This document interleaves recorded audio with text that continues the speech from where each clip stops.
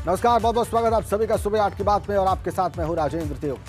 शुरुआत करते हैं बड़ी खबर के साथ। केंद्रीय गृह राज्य मंत्री अजय मिश्रा टेनी की बदसलूकी के मामले से खबर जुड़ी है। आज पार्टी हाईकमान के सामने पेश हो सकते हैं अजय मिश्रा टेनी। पार्टी हाईकमान टेनी से आज सवाल जवाब कर सकता है। कल लखीमपुर में एबीपी गंगा के रिपोर्टर पर भड़क गए थे अजय मिश्रा टेनी। आशीष मिश्रा, उनके पुत्र आशीष मिश्रा से जुड़े सवाल पर भड़क गए थे केंद्रीय गृह राज्य मंत्री महोदय। और आज आलाकमान सवाल जवाब कर सकता है गृह राज्य मंत्री महोदय से, जो कि लखीमपुर से सांसद भी हैं, दूसरी बार सांसद बने हैं। आज पार्टी हाईकमान के सामने पेश हो सकते हैं। और वहीं मंत्री महोदय को लेकर विपक्ष ने अपना मोर्चा खोल दिया है। मंत्री से बदसलूकी करने के बाद एक बार फिर से उनकी बर्खास्तगी का मुद्दा गर्मा गया है। और यही वजह है कि सड़क से सदन और संसद तक इस मामले में विपक्ष ने प्रदर्शन करने की ठान ली है। खबर है कि आज यूपी में समाजवादी पार्टी और कांग्रेस इस मामले को लेकर विरोध प्रदर्शन करने वाले हैं। उधर विधानसभा में आज शीतकालीन सत्र के दौरान भी इसको लेकर बहुत हंगामा हो सकता है।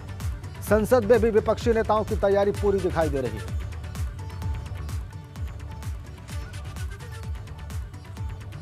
तीन तस्वीरें आपकी स्क्रीन पर। कांग्रेस और सपा आज प्रदर्शन करेंगी। विधानसभा में भी, विधान भवन में भी उत्तर प्रदेश के, और संसद में भी विपक्ष आज मुद्दा उठाएगा। संसद में आवाज उठेगी।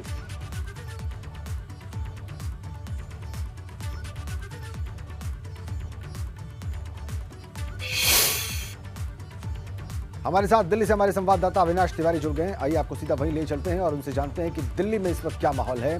अविनाश, दो बातें हैं। एक तो ये कि केंद्रीय कमान बीजेपी का सवाल जवाब कर सकता है अजय मिश्रा टेनी से, तो किसने बुलाया है उनको? ऑफिशियल अनऑफिशियल क्या कॉल है, और उसके बारे में जानकारी दें। और संसद में आज विपक्ष इस मुद्दे को कैसे उठाने वाला है? राजेंद्र, अगर बात करें जहां तक भारतीय जनता पार्टी का सवाल है, तो भारतीय जनता पार्टी अपने तमाम सारे कार्यकर्ताओं, मंत्रियों और नेताओं पर इस तरीके से नजर रखती है। जब भी वो कोई अभद्रता करते हैं या इस तरीके का व्यवहार करते हैं तो बीजेपी की ओर से बाकायदा उनको फटकार लगाया जाता है। इसके लिए उनको तलब नहीं किया जाता। बाकायदा अगर बात करें तो जिस तरीके का ये मामला है, इसमें अगर बात करें तो केंद्रीय नेतृत्व की ओर से उनको फोन जाएगा।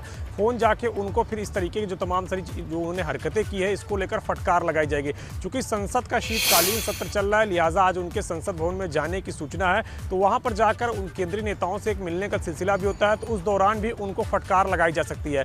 जहां तक बात रही अजय मिश्रा की, तो अजय मिश्रा आज दोपहर के बाद डिब्रूगढ़ के लिए रवाना होंगे, गुवाहाटी के लिए, जहां पे केंद्रीय गृह मंत्रालय का कई कार्यक्रम है। खासतौर से अगर बात करें तो आधिकारिक भाषाओं को लेकर कार्यक्रम है, वहां पे वो शिरकत करेंगे। इसके साथ साथ अगर बात करें तो जिस तरीके से संसद का शीतकालीन सत्र चल रहा है और एसआईटी की रिपोर्ट लखीमपुरी खीरी कांड के जो है वो सामने आई है, उसके बाद से लगातार से कल से हंगामा जारी है। कई विपक्षी सांसद ये चाहते हैं कि संसद परिसर के अंदर चर्चा हो, संसद भवन के अंदर चर्चा हो और सरकार इस पर अपना जवाब दे कि क्यों नहीं गृह राज्य मंत्री अजय मिश्रा को अब तक बर्खास्त किया गया। कल राहुल गांधी खुद दो बार निकलकर मीडिया के सामने आए और उन्होंने ये कहा कि जब तक गृह राज्य मंत्री अजय मिश्रा का इस्तीफा नहीं होगा तब तक कांग्रेस पार्टी छोड़ने वाली नहीं है। राहुल गांधी ने तो यहां तक कह दिया कि जब तक हम गिरफ्तार नहीं करवाएंगे तब तक हम नहीं छोड़ेंगे, चाहे कितना भी वक्त लग जाए, 5 साल 10 साल 15 साल, उन्होंने यहां तक कहा है। इसके अलावा आज भी अगर बात करें तो कई विपक्षी सांसदों ने स्थगन प्रस्ताव दिया है और चर्चा की मांग की है कि आज भी संसद के अंदर चर्चा हो। अगर लोकसभा स्पीकर और राज्यसभा के राज्यसभा सभापति चर्चा नहीं करवाते तो आज भी हंगामे के पूरे आसार हैं। कई सारे विपक्षी सांसदों ने इसकी तैयारी भी कर रखी है। ठीक है अविनाश, आप नजर बना के रखिएगा। हम आपसे बार बार अपडेट लेने आपके पास आते रहेंगे। फिलहाल के लिए आपका बहुत बहुत धन्यवाद। अविनाश तिवारी दिल्ली से हमें बता रहे थे कि आज क्या हो सकता है। और इधर यूपी विधानमंडल शीतकालीन सत्र का आज दूसरा दिन है और आज सरकार की तरफ से चालू वर्ष के लिए अनुपूरक बजट और लेखानुदान पेश किया जाएगा। खबर यह है कि 2022-23 के लिए करीब 2.25 लाख करोड़ का लेखानुदान पेश किया जा सकता है। अनुपूरक बजट और लेखानुदान आज पेश होने के बाद कल पास कराए जाने की भी खबर है। अनुपूरक बजट में किसानों और मजदूरों को बड़ी सौगात मिल सकती है। कहा यह जा रहा है कि चुनाव से पहले करीब 5 करोड़ लोगों को साधने की तैयारी है। दरअसल इस बार विधानसभा का यह सत्र बहुत छोटा होगा, महज 3 दिन चलेगा। शायद विधानसभा का यह अंतिम सत्र भी हो सकता है, बहुत संभावना इस बात की है। एक और सरकार चुनाव को ध्यान में रखते हुए जनता को लुभाने पर पूरा जोर लगा देगी, वहीं विपक्ष सत्र के दौरान हंगामा कर सकता है।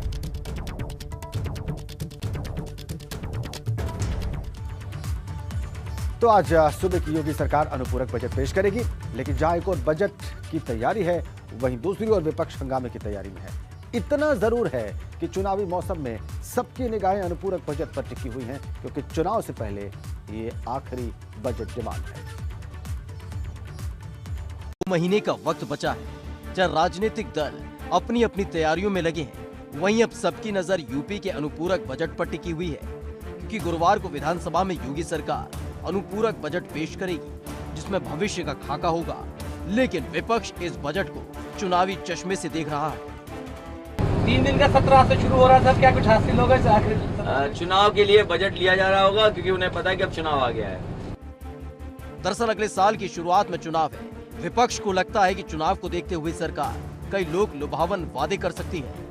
यही वजह है कि विपक्ष महंगाई, कानून व्यवस्था और किसानों की बदहाली का मुद्दा उठाकर हंगामा करने की तैयारी में है। वहीं जानकार इसे 17वीं विधानसभा का अंतिम सत्र मान रहे हैं। ऐसे में अनुपूरक बजट कैसा होगा और इसमें चुनाव को देखते हुए क्या क्या होगा, इस पर सबकी नजर टिकी है। Bureau report, ABP Ganga. आइए इस अनुपूरक बजट के चुनावी खाते के बारे में आपको विस्तार से जानकारी देते हैं। 2021-22 के लिए यह दूसरा अनुपूरक बजट लेकर आ रही है सरकार। 2022-23 के लिए लेखानुदान पेश होगा। करीब 1,75,000 करोड़ का यह लेखानुदान हो सकता है। जुलाई 2022 तक के जरूरी खर्चों के लिए यह अनुपूरक बजट है और 17 दिसंबर को अनुपूरक बजट और लेखानुदान दोनों पास होंगे। उसी दिन यानी कि कल उस पर चर्चा भी होगी, उसके बाद उसे पास किया जाएगा। ये जरूरी डिटेल्स इस अनुपूरक बजट और लेखानुदान के बारे में। दरअसल आज सदन में अनुपूरक बजट पेश करने से पहले भाजपा विधानमंडल दल की बैठक कल देर रात तक हुई। लोक भवन में हुई इस बैठक में मुख्यमंत्री योगी आदित्यनाथ, उनके साथ साथ तमाम दिग्गज और संगठन के पदाधिकारी भी मौजूद रहे। इस बैठक में सीएम योगी के अलावा दोनों उप मुख्यमंत्री, प्रदेश अध्यक्ष स्वतंत्र देव सिंह, सुनील बंसल जो कि संगठन महामंत्री हैं प्रदेश के, और उनके अलावा संसदीय कार्य मंत्री सुरेश खन्ना भी मौजूद रहे। हमने आज जो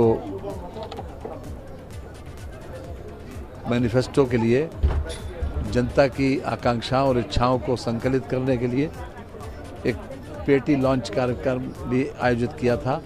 माननीय मुख्यमंत्री जी ने दोपहर में उसका भी शुभारंभ किया और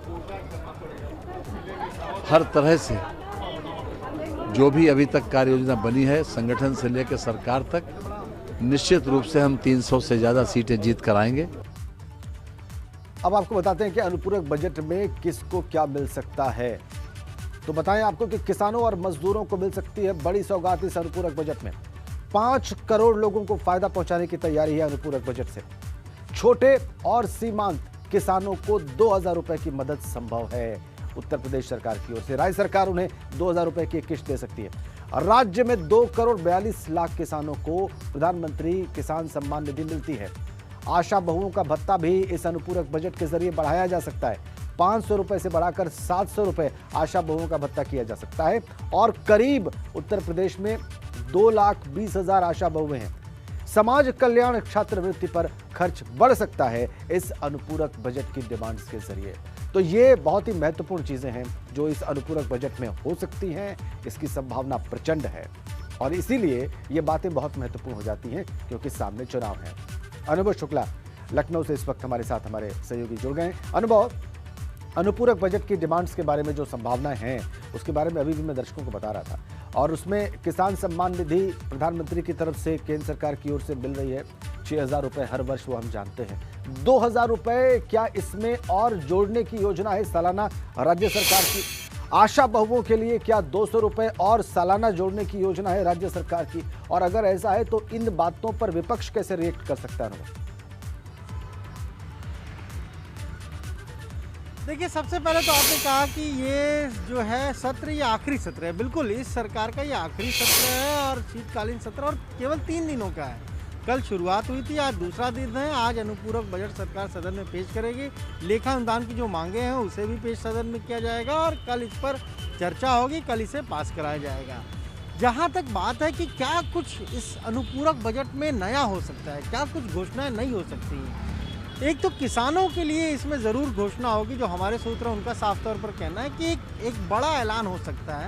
और ऐलान क्यों होगा सबको पता है, क्योंकि इलेक्शन बेहद करीब है। तो और जब सरकार अनुपूरक बजट ला रही है तो जाहिर सी बात है कि हर वर्ग को, हर तबके को रिझाने की कोशिश होगी। किसानों के लिए विशेष तौर से, किसानों पर विशेष तौर से फोकस है। क्यों? क्योंकि 2,41,00,000 से ज़्यादा ऐसे किसान हैं जिनको प्रधानमंत्री किसान सम्मान निधि मिलती है और उसी में कुछ पैसा अब राज्य सरकार अपनी तरफ से भी दे सकती है। वो 2,000 रुपये भी हो सकता है, अगर हम कहें तो 3,500 रुपये भी हो सकता है। अब ये देखना होगा कि किस तरीके से उसकी व्यवस्था सरकार करती है। पहला जो अनुपूरक बजट आया था 2021-22 के वित्तीय वर्ष का, वो 7300 करोड़ का था राजेंद्र, और इस बार माना जा रहा है कि ये आकार और बड़ा हो सकता है। क्यों? क्योंकि इसमें राज्य कर्मचारी, 16 लाख राज्य कर्मचारी हैं, उनको भी खुश करने के लिए कुछ ऐलान हो सकता है। जैसे उनका जो भत्ते थे, कुछ भत्तों को बंद कर दिया गया था, तब ये कहा गया था कोरोना के चलते स्थिति ठीक नहीं है, इसलिए हम लोग अभी इन भत्तों को बंद कर रहे हैं, तो उन भत्तों को दोबारा शुरू करने का भी ऐलान हो सकता है। इसके अलावा लंबे समय से जो राज्य कर्मचारी, उनकी मांग थी कि जो कैशलेस इलाज है उसकी भी व्यवस्था की जाए, तो उसको लेकर भी एक बड़ा ऐलान हो सकता है। कुछ जो, अगर हम बात करें, जो तदर्थ कर्मचारी जो संविदा पर तैनात है, जिनके मानदेय की बात आप कर रहे हैं, मानदेय बढ़ाने का भी ऐलान हो सकता है। युवाओं के लिए भी कुछ ऐलान हो सकता है, महिलाओं के लिए भी कुछ ऐलान हो सकता है। इसीलिए आज जब ये अनुपूरक बजट पेश होगा तब ये देखना काफ़ी महत्वपूर्ण होगा कि आखिर सरकार कितना पैसा इस अनुपूरक बजट के लिए ला रही है और कहाँ से उसकी व्यवस्था होगी, कैसे उसका अरेंजमेंट होगा। ये आपने बहुत महत्वपूर्ण बात कही कि इसके लिए जिस फंड की जरूरत पड़ेगी वो पैसा सरकार कहां से ला रही है, कैसे उसकी व्यवस्था होगी, ये भी देखना बहुत दिलचस्प होगा।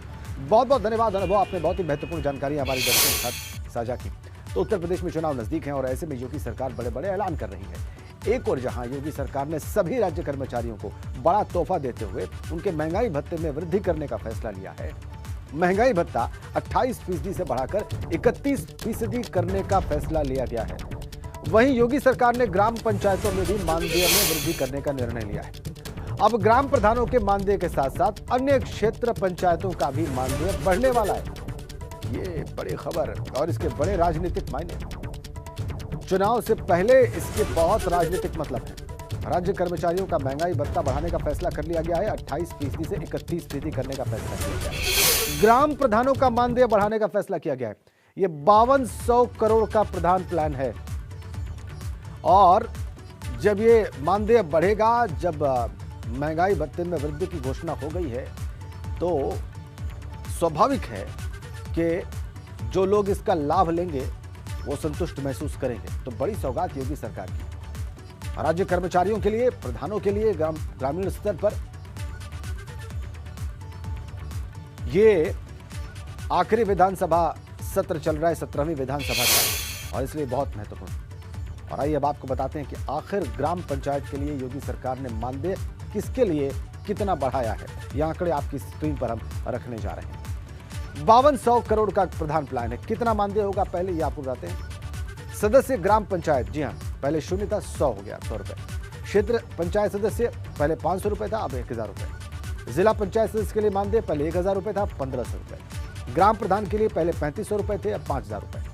प्रमुख क्षेत्र पंचायत के लिए पहले 9800 रुपए थे, अब 11300 रुपए मानदेय। और जिला पंचायत अध्यक्ष के लिए पहले 14000 रुपए थे, अब ये बढ़कर होगा 15500 रुपए।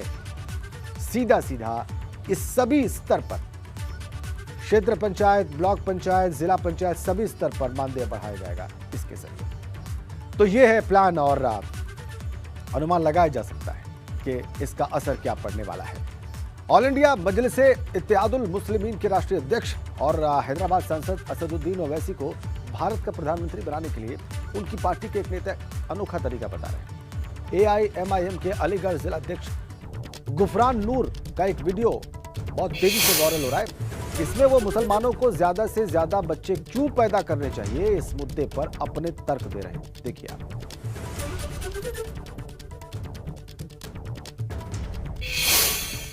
हमारे इस्लाम में लोगों ने कि बच्चे पैदा मत करो, मतलब लोगों ने है कि बच्चे पैदा मत करो, एक बच्चा 2 बच्चे। अबे जब तक बच्चे ना होंगे तो कैसे हम लोग राज करेंगे, कैसे हमारे ओवैसी साहब प्रधानमंत्री बनेंगे, कैसे शौकत साहब हमारे मुख्यमंत्री बनेंगे, हैं? वोट नहीं होगा। ये गुफरान नूर हैं, ये जिला अध्यक्ष हैं AIMIM के अलीगढ़ के, और पहले तो उन्होंने धर्म की बात शुरू की, उसके बाद ये कहते हैं कि अगर बच्चे पैदा नहीं होंगे तो फिर ओवैसी साहब कैसे प्रधानमंत्री बनेंगे और शौकत साहब कैसे मुख्यमंत्री बनेंगे। हमारे पास जब वोट नहीं होगा तो ये संभव कैसे हो पाएगा। ये इनका तर्क था। गुफरान नूर नाम है इनका। इधर मुरादाबाद दौरे पर पहुंचे अंतर्राष्ट्रीय हिंदू परिषद के संस्थापक डॉक्टर प्रवीण तोगड़िया ने बच्चे पैदा करने को लेकर कानून बनाने की मांग की है। उन्होंने कहा है कि सरकार को 2 बच्चों का कानून बनाना चाहिए। इसमें जनसंख्या वृद्धि दर 2 आ गया है, तो आज 140 करोड़ जनसंख्या है, 50 साल के बाद 140 करोड़ रहेगी। परंतु 2 जनसंख्या वृद्धि दर में हिंदुओं का जनसंख्या वृद्धि दर 1.25 है। अब हिंदू घटने लगेगा और आने वाले 50 वर्ष में हिंदू भारत में अल्पसंख्यक हो जाएगा। भारत में हिंदू की बहुसंख्यक जनसंख्या बचाने के लिए केंद्र सरकार तत्काल 2 से ज़्यादा बच्चे पर प्रतिबंध लगाने का कानून बनाए। ये प्रवीण तोगड़िया जी का तर्क था। और अब आगे बढ़ेंगे। खबर मुजफ्फरनगर से है। सिसौली पहुंचे राकेश टिकैत का वहां पर जोरदार स्वागत किया गया है। 383 दिनों बाद घर लौटे हैं किसान नेता राकेश टिकैत और उनके आगमन पर घर को रोशन किया गया। घर की महिलाओं ने उनकी आरती उतारी। सिसौली में राकेश टिकैत के घर पर बड़ा जमावड़ा लगा दिखाई दिया। तस्वीरें आप राकेश टिकैत जब सिसौली गाँव पहुंचे तो ऐसे उनका इस्तेमाल किया गया, ऐसे स्वागत किया गया। ऐसे लोग खुश दिखाई दिए जब लौट के अपने घर वापस पहुंचे राकेश टिकैत। सिसौली उनका पैतृक गांव, जहां पर वो वापस पहुंचे किसान आंदोलन को स्थगित करने के बाद विजय यात्रा निकालते हुए। भव्य स्वागत सिसौली गांव में। घर पहुंचने पर उनके घर को सजाया गया था, रोशन किया गया था और ऐसे खुशियां मनाई गई। ऐसे उनका स्वागत किया गया।